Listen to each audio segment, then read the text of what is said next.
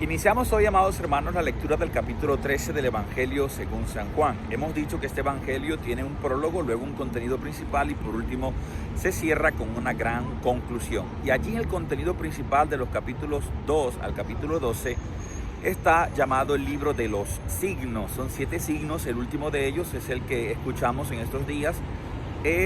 Cristo le devuelve la vida a Lázaro, la revivificación de Lázaro, porque no es como tal una resurrección, ya que resucitar significa volver a la vida y nunca más morir. Ahora, a partir del capítulo 13, iniciamos la segunda parte del gran libro del Evangelio de San Juan. Y esta segunda parte se denomina Libro de la Pasión y de la Gloria. Sí, la Pasión y la Gloria. Ahora analicemos el capítulo 13. Este capítulo 13 tiene 3 grandes momentos. En un primer momento, Jesús anuncia la traición de Judas. En la mitad del capítulo, en la estructura literaria, aparece el mandamiento principal, el mandamiento del amor. Y por último, aparecen las palabras de Pedro diciéndole a Jesús que él no lo negaría, aunque todos lo nieguen, aunque todos lo traicionen, él va a permanecer fiel al Señor.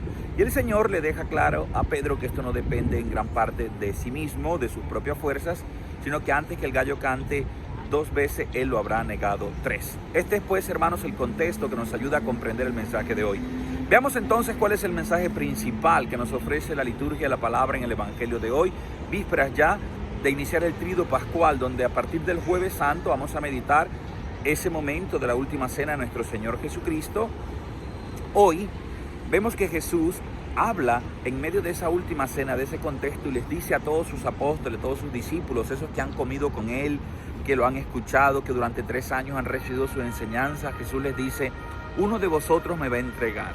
Pero Jesús no da el nombre, porque ese uno de vosotros puede ser cualquiera, no solo Judas, cualquiera. A lo largo de la historia, Judas se sigue también repitiendo en nuestras actitudes de rechazo hacia Jesús.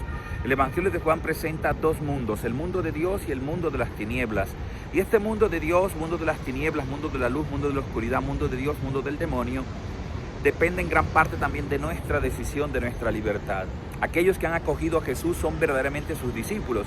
Por eso aparece también la mención del discípulo amado, que durante mucho tiempo se pensaba que era el apóstol San Juan, y no, se trata más bien de una manera representativa de identificar a todo aquel verdadero y auténtico discípulo que, como escuchamos ayer en el Evangelio, por ejemplo, Lázaro, Marta y María han acogido a Jesús en la casa de Betania, es decir, en su propia vida. Entonces, Judas o el discípulo amado podemos ser cualquiera de nosotros.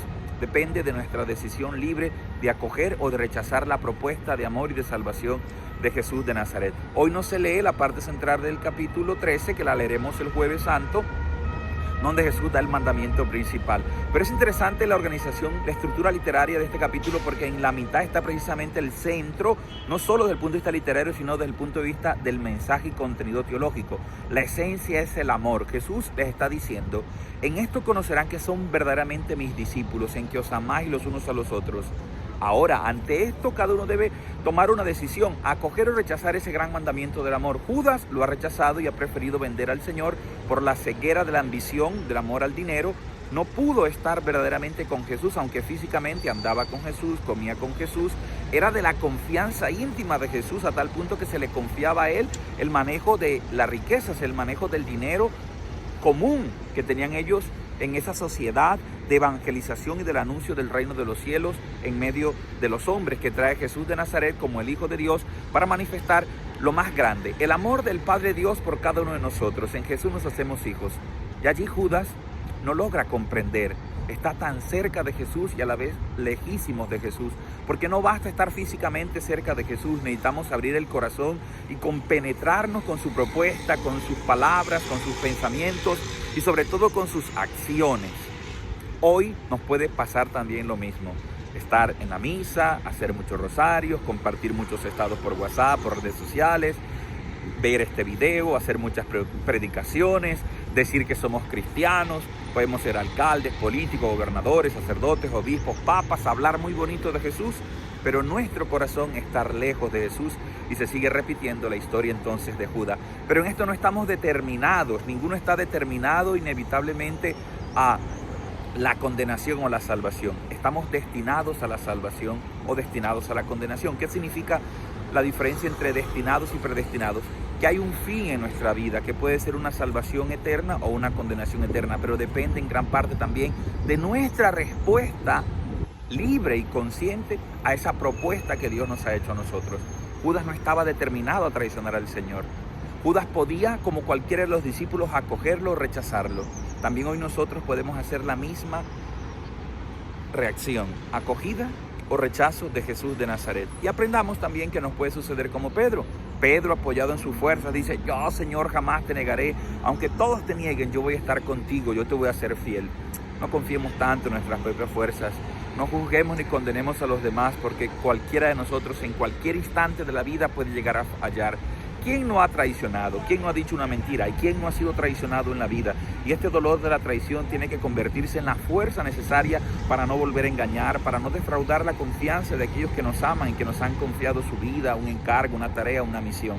Hoy Jesús de nuevo nos dice a cada uno de nosotros: te amo, y este es mi mandamiento, que os améis los unos a los otros como yo mismo les he amado. Por eso el amor de los discípulos de Jesús tiene que ser un reflejo a la vez del amor que han recibido de Jesús.